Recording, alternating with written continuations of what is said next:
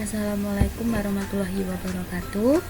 Sebelumnya, perkenalkan nama saya Yulistiani dari Prodi Pendidikan Matematika UST. Nah, pada kesempatan kali ini saya akan menjelaskan mengenai materi tentang lingkaran. Sebelumnya, apa itu lingkaran?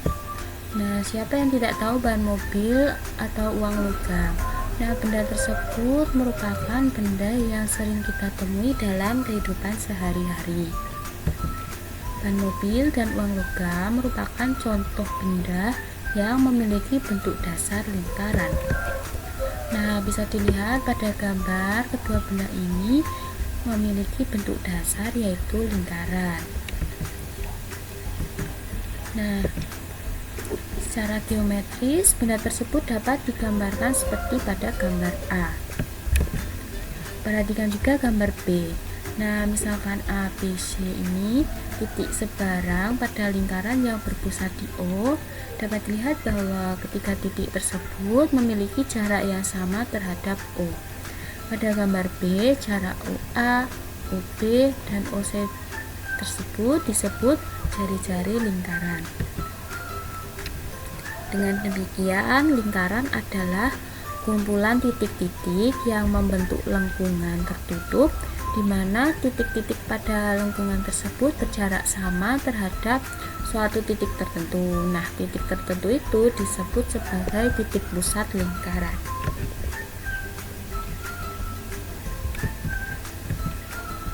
Nah, selanjutnya unsur-unsur lingkaran. Nah, apa saja unsur-unsur dalam lingkaran? Yang pertama ada titik pusat. Titik pusat lingkaran adalah titik yang terletak tepat di tengah-tengah lingkaran. Yang kedua adalah jari-jari. Jari-jari lingkaran adalah garis dari titik pusat lingkaran ke lengkung lingkaran. Yang ketiga ada diameter. Diameter adalah garis lurus yang menghubungkan dua titik pada lengkungan lingkaran dan melalui titik pusat. Yang keempat ada busur. Busur lingkaran merupakan garis lengkung yang terletak pada lengkungan lingkaran dan menghubungkan dua titik sebarang di lengkungan tersebut. Selanjutnya ada tali busur. Tali busur lingkaran adalah garis lurus dalam lingkaran yang menghubungkan dua titik pada lengkungan lingkaran dan tidak melalui pusat lingkaran. Yang keenam ada tembereng. Tembereng adalah luas daerah dalam lingkaran yang dibatasi oleh busur dan tali busur. Masih pada unsur-unsur lingkaran, selanjutnya ada juri. Juri lingkaran adalah luas daerah dalam lingkaran yang dibatasi oleh dua buah jari-jari lingkaran dan sebuah busur yang diapit oleh kedua jari-jari lingkaran tersebut. Yang kedelapan ada apotema. Apotema lingkaran merupakan garis yang menghubungkan titik pusat lingkaran dengan tali busur lingkaran tersebut. Nah, selanjutnya ada sudut pusat. Sudut pusat adalah sudut yang dibentuk oleh perpotongan antara dua buah jari-jari lingkaran di titik pusat.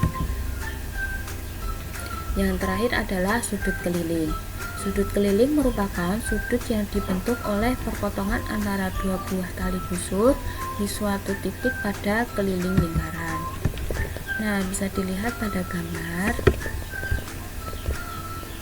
Nah, sudut AOB ini dinamakan sudut pusat lingkaran dan sudut ACB ini dinamakan sudut keliling lingkaran.